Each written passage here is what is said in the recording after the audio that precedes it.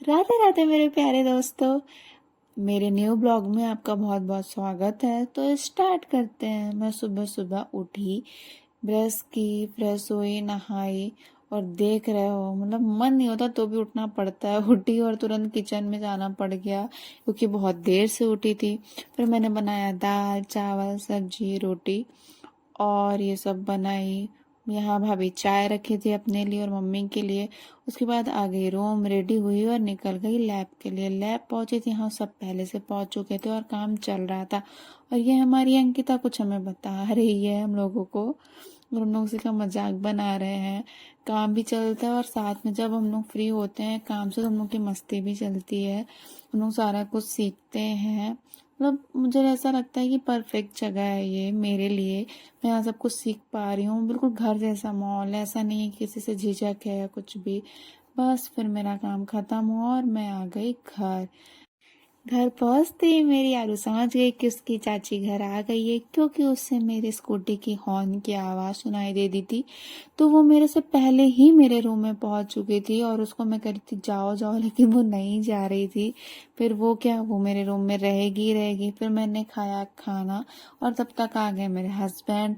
मैं फिर से रेडी हुई और निकल गई मार्केट, क्योंकि मुझे बहुत सारे सामान लेने थे। कुछ मेकअप प्रोडक्ट लेना था और कुछ दवाइयाँ लेनी थी अपनी, और अमर के भी कुछ काम थे। तो हम लोग बस वही काम करने के लिए निकल गए।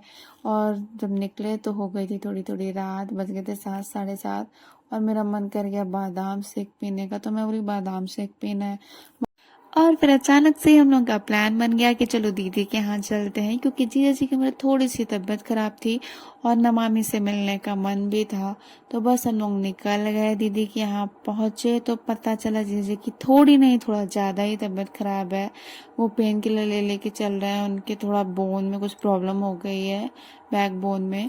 और तो उन्हीं को देखने गए थे, मिलने गए थे। और ये हमारी छोटी सी नमामि है यार, ये जितनी बड़ी हो रही है ना उतनी शैतान हो रही है। और इससे ना आप जितनी नौटंकी करो इससे वही सब अच्छा लगता है। बस थोड़ी देर तक बैठे बातें किए और फिर हम लोग निकल गए वापस घर के लिए। और क्योंकि घर के लिए भी आना जरूरी था, रात के बज रहे थे 8 9 और इससे ज़्यादा लेट नहीं कर सकते थे, क्योंकि मेरे हस्बैंड को जाना था क्रिकेट खेलने और वो क्रिकेट मिस नहीं करते हैं यार। वो कहे जल्दी जल्दी घर चलो। घर पहुंची तो फिर मेरी आरू मेरे रूम में, उसको लगा चाचा चाची कहाँ चले गए थे जो अभी आ रहे हैं। मीन्स मैं अपने सामान जो लाई थी उसे चेक भी नहीं कर पाई कि क्या है कैसा है, क्योंकि हमारी आरू हमारे रूम में थी और मैं चेक करती तो पहले वो ही चेक कर लेती, सब मैं बाद में चेक कर पाती। फिर मैं पहुंची किचन, वहाँ बनाने लगी खाना। सब्जी भाभी बना चुकी थी तो मैंने बनाई रोटी। पापा लोग सब लोग खाए। यहाँ अच्छा है कि गरम गरम बनाओ, सब गरम गरम खा लेते हैं। उसके बाद मैंने भी खाना खाया और खाना खा के फ्री ही हुई थी मैं और भाभी बात कर रहे थे, तभी भैया लेकर आ गए बादाम शेक फिर से। मेरा मन तो था नहीं इसलिए मैंने थोड़ा सा पिया और सब लोग ने पिया, क्योंकि मैंने शाम में ही बादाम शेक पिया था और कितना ही पीऊँ।